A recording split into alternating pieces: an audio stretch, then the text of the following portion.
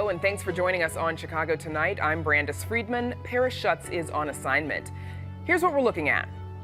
You might have a higher gas bill next year, why the utility company is asking for a rate hike. As the city welcomes a bus full with migrants nearly every day, we're one-on-one with the city's first ever deputy mayor who oversees immigrant rights. To not understand our history is to miss out on what America is today. A TikTok historian on how he says Black history saved his life. Tell me what you want. Tell me what you need. And Lollapalooza kicks off today. Meet two local acts making their debut. Now to some of today's top stories. Former President Donald Trump pleads not guilty in a Washington, D.C. courthouse over his alleged efforts to overturn the 2020 presidential election. Trump was indicted Tuesday on 4 federal felony charges over his alleged efforts to subvert the election. The charges, brought by special counsel Jack Smith, say Trump engaged in an attempt to defraud the United States, quote, by using dishonesty, fraud, and deceit. The Department of Justice also alleges a conspiracy to impede the certification of the election results on January 6, 2021. After his arraignment, Trump claimed to be the victim of a political persecution. When you look at what's happening, this is a persecution of a political opponent. This was never supposed to happen in America. This is the persecution of the person that's leading by very, very substantial numbers in the Republican primary and leading Biden by a lot. So if you can't beat him, you persecute him or you prosecute him. We can't let this happen in America. Thank you very much. And the first hearing in the case is set for August 28th. Striking workers rally outside Loretto Hospital, pushing for more pay and improved staffing levels. This is our 4th day sending a message to Loretto Hospital. And our message has been clear.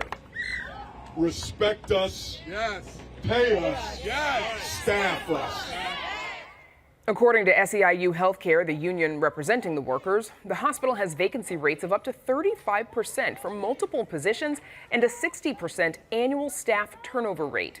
The union says pay at the Westside Hospital also lags behind others. Hospital management says the union's demands exceed the hospital's current economic reality. Rules requiring police officers to report misconduct have been under-enforced and are in some cases conflicting. That's the finding of the city's watchdog, who says the Chicago Police Department's failure to tackle officer misconduct contributes to the existence of a so-called code of silence.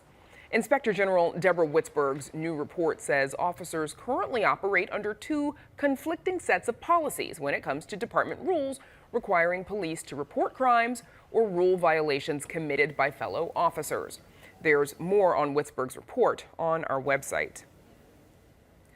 And Chicago's premier summer festival, Lollapalooza, kicks off today. Thousands poured into Grant Park as the 4-day music festival got underway. Headliners this year include Billie Eilish, Kendrick Lamar, Odessa, and Red Hot Chili Peppers.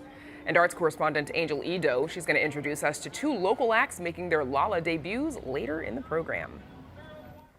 Up next, what you need to know about your gas bill right after this. Chicago Tonight is made possible in part by Alexandra and John Nichols, the Jim and Kay Mabey family, the Polk Brothers Foundation, and the support of these donors.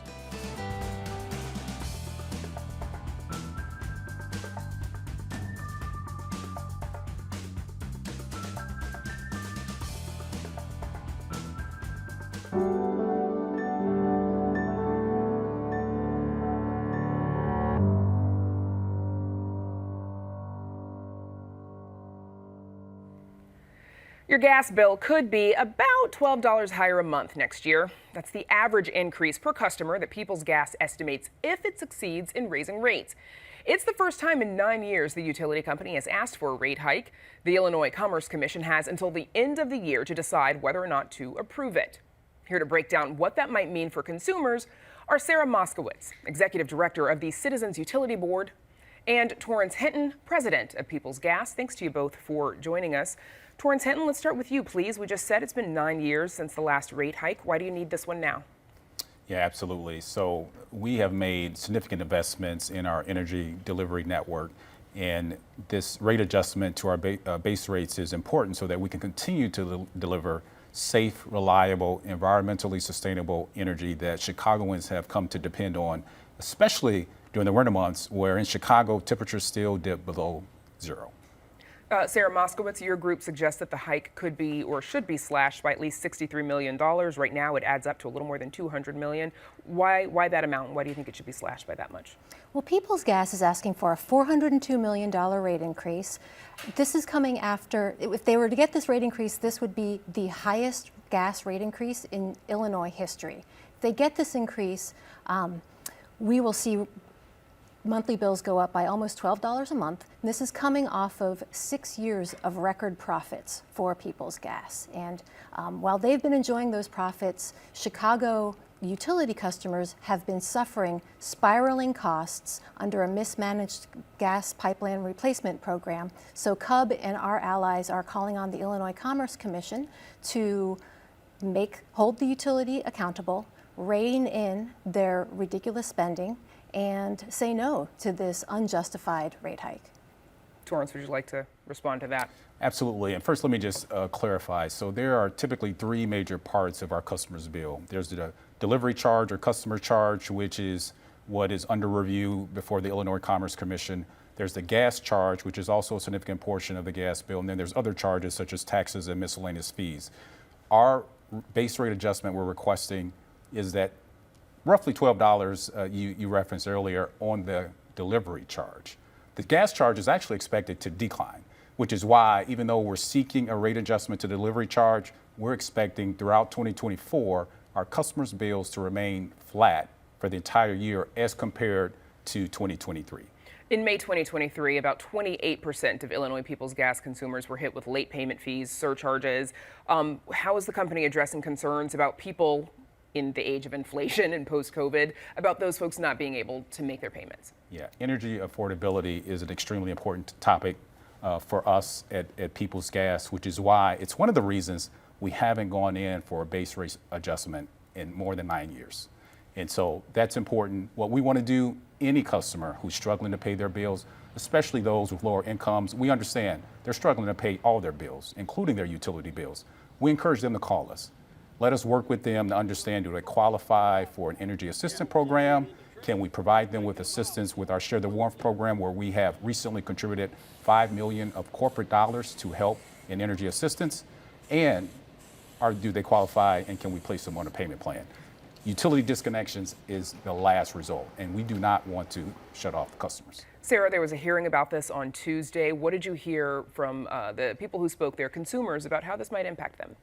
Well, natural gas costs right now are unaffordable. So it's interesting that one of the gas companies' main talking points is that the bills are going to stay the same. First of all, we don't know that. Natural gas is the most volatile fossil fuel right now, and so we don't know, we don't have a crystal ball saying what the prices are going to do. Second of all, the gas utility keeps talking about how they haven't come in to the commission for a rate increase in 9 years. However, they have been increasing our delivery rates via a rider that the Illinois General Assembly allowed them to add to our bills. That's the rider that went into effect in 2013, has resulted in some of the highest fixed monthly costs for gas utility customers in the country. I go to other states and I tell people are paying between $40 and $50 a month on their bills before they even use any gas, and people think I misspoke, but that's the reality that we're facing here in Illinois. And so last month, People's Gas sent disconnect notices to 5% of their customers. It's upwards of 40,000 customers. Gas bills are unaffordable, and now they're coming in, having enjoyed 6 years of record profits, asking for a record rate hike. Torrance, something that Sarah mentioned earlier was the pipeline replacement program and the fees on that, which are expected to sunset this year. How does that whole program factor into your decision to request this rate hike? It's a critical part of the decision. So here's the fact. We've been in business since 1850. And one of the reasons why it's expensive to operate our energy delivery network is because it's that old. We have iron pipe in the ground that was installed in the 1800s, before Abraham Lincoln was nominated to be president, before the Civil War. And if you were to compare our rates to other major urban cities, some who have been in existence as long, if not longer, than Chicago, New York, Philadelphia, Boston, our energy bills our customers pay are 28% below the average. And that's a fair comparison because we are operating an antiquated system. And an independent engineering firm ordered by the Illinois Commerce Commission has indicated as such. 80% of the remaining iron pipes has less than a 15-year useful life. And that study, by the way, was published in 2020.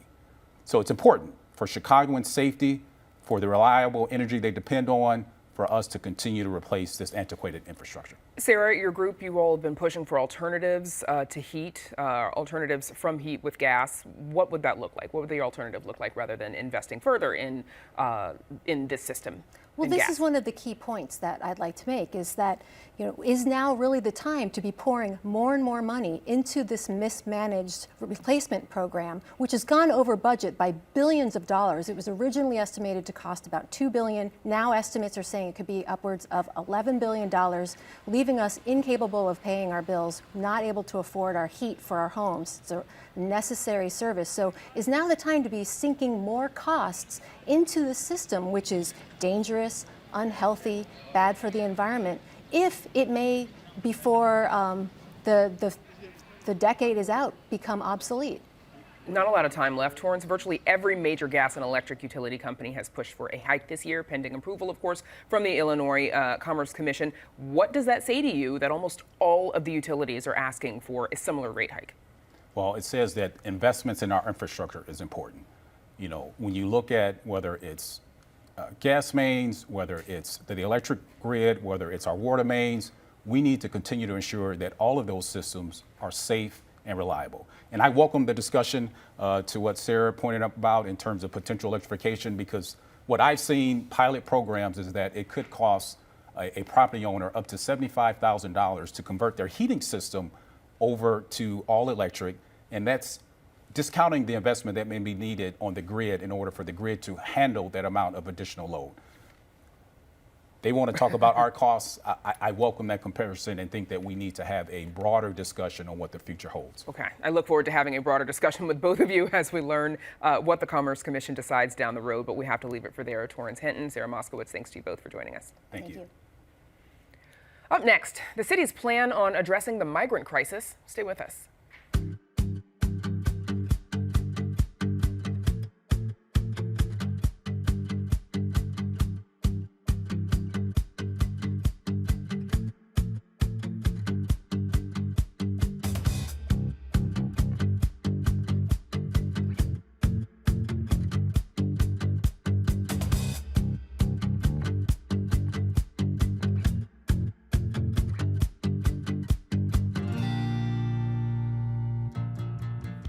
Chicago officials say the city has welcomed a bus full of migrants nearly every day since the beginning of July, adding up to almost 12,000 people, mostly from Central and South America. City officials and community organizers are working to feed, clothe, and care for the migrants while finding permanent housing. On this weekend's Chicago Tonight Latino Voices, we speak with Beatrice Ponce de Leon, who serves as the city's first ever deputy mayor of immigrant, migrant, and refugee rights. Here's a sneak peek of our conversation. As we've been covering, migrants were recently relocated from a police station this week to the Broadway Armory in Edgewater following protests in that community. What timeline does the city have in moving those people who are still sleeping at police stations to shelters and more permanent housing?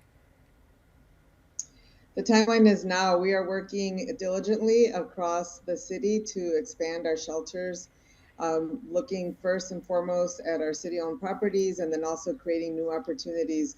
We know that the police stations are a temporary place, and we know that the best move is to have individuals staying at shelters where they can receive a full assortment of services and resources that'll help put them on a path to resettlement. So it is really all hands on deck, and every day as buses come, we are doing our best to move people as quickly as we can from police into shelter. Many people are citing it's been a slow process. We were just reporting just last week, still several hundred people sleeping in police stations. Obviously, some are being moved now. What challenges is your office up against? What's the delay? Yes, thank you for asking that, Brandis, because really the challenges are tremendous. This is a humanitarian crisis. We have welcomed over 12,000 people since last year, and we're coming up to the 1-year anniversary of when the first bus arrived here. The buses are being sent by the governor of Texas. We have no control over the buses. Folks are arriving at Chicago's doorstep, and we're a welcoming city. So we're doing our best to welcome our new neighbors, to treat people with dignity, to help put them on a path where they can resettle here in the city. Aside from receiving asylum seekers and managing this immediate crisis, what are some of the other issues that's important for you to address related to immigration and refugee rights as a part of your position? I am looking forward to partnering with so many of the community-based organizations that do immigration policy and that advocate for immigrants, migrants, and refugees. I think looking at things like work authorizations, backlog of immigration processes, looking nationally as well at what other cities and what other national organizations are doing. I think it's important that we have this role and this office to take a proactive approach to advocating for immigrants, migrants, and refugees in Chicago. And you can watch the full conversation on Chicago Tonight, Latino Voices, which airs Friday at 5:30 and Saturday at 6 p.m. Up next, we hear from some new acts performing at one of Chicago's largest music festivals. Stay with us. Where have we been? Where are we at? Where are we going? Essentially to be able to help anyone and everyone in the community, whether that's through academic support, social emotional learning, or just providing a safe space for youth to be able to be there.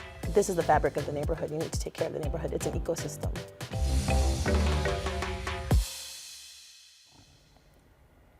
Thousands of people are descending upon Grant Park as Lollapalooza kicks off today. The 4-day festival is an annual celebration of music featuring artists from across the globe. Arts correspondent Angel Ito introduces us to 2 local acts taking on the venue's stages for the first time.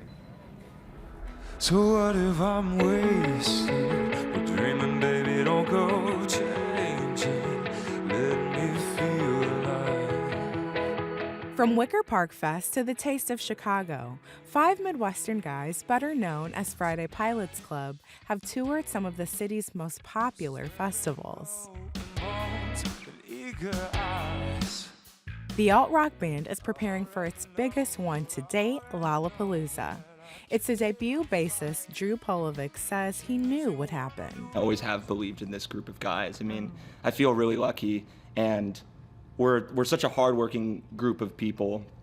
And I feel like I've always known since the second the 5 of us stepped into a rehearsal space together that we knew what we had together was truly magical.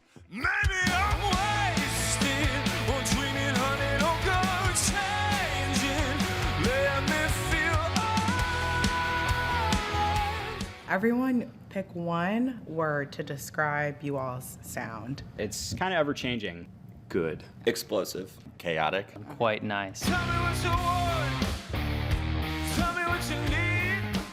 I remember when Drew and I were just in his basement recording songs that hopefully will never see the light of day. And it's just those moments of belief that are infinite, and you let them define you. And then you start really believing in it, and that kind of is the fuel along the way. God, I'm satisfied. This evening, won't you come to? I'll show you how to do as if you jump to.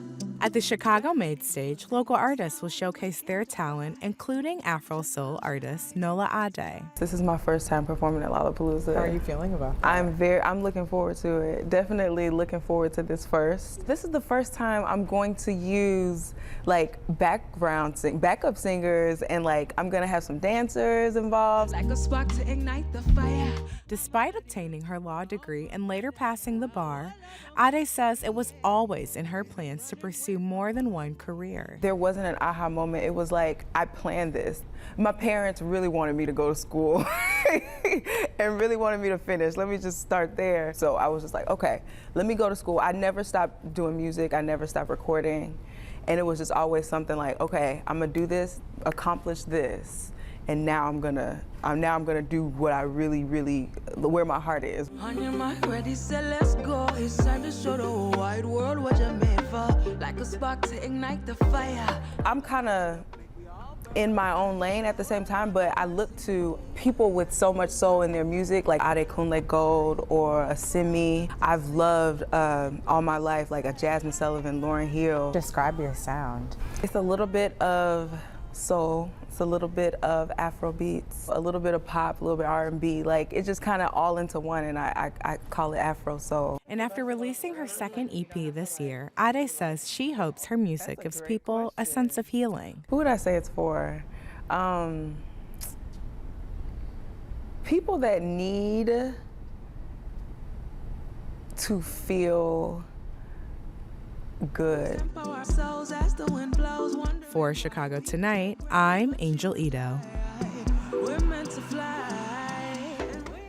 Sounds like a good show. Lollapalooza kicked off today in Grant Park and runs through the 6th. You can catch Friday Night Pilots Club on Saturday and Nola Ade on Sunday. Back with more in just a moment, but first, a look at the weather.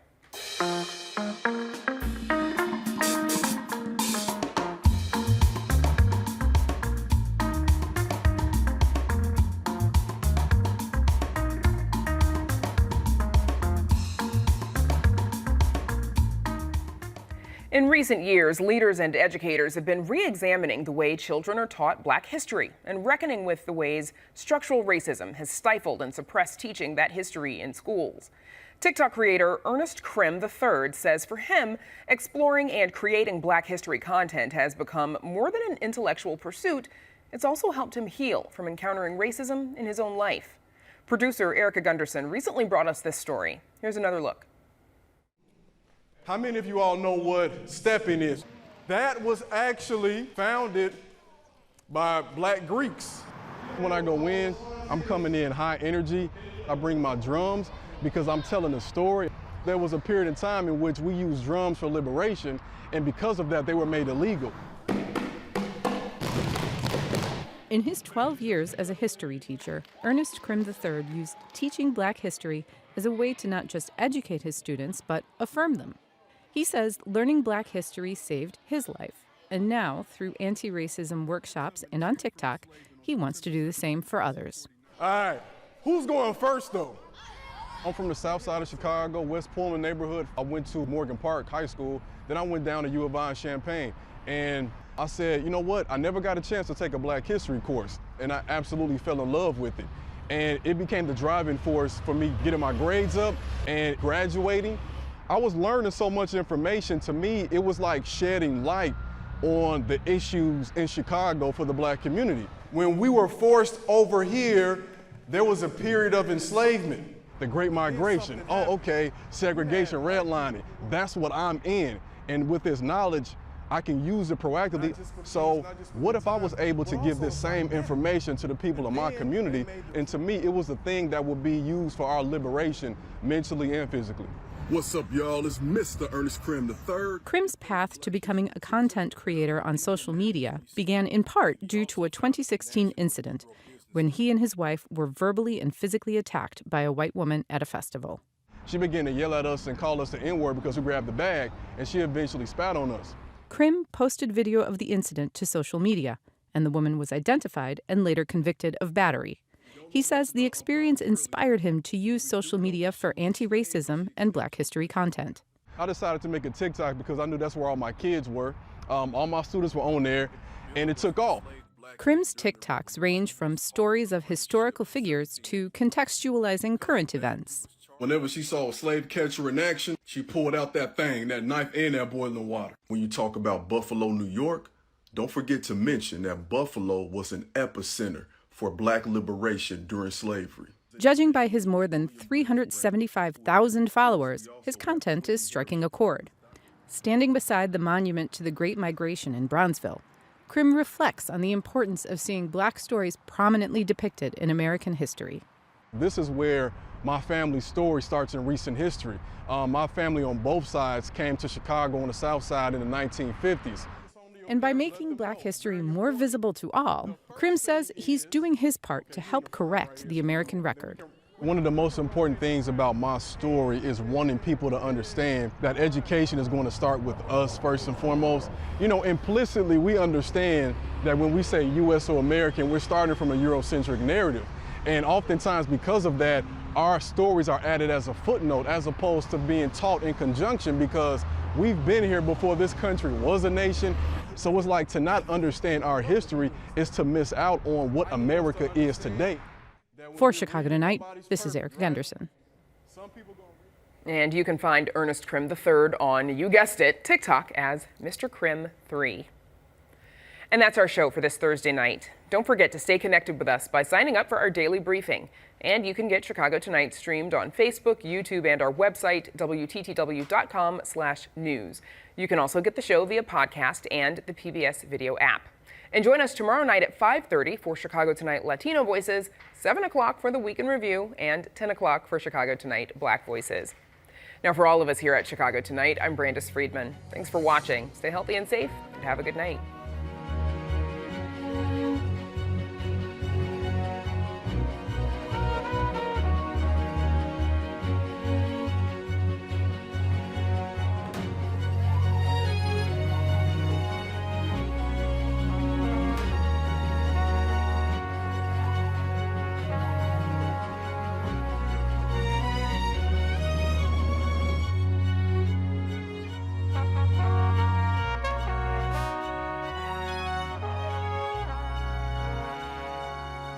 Closed captioning is made possible by Robert A. Clifford and Clifford Law Offices, a personal injury law firm pleased to give back to the community through numerous charitable initiatives.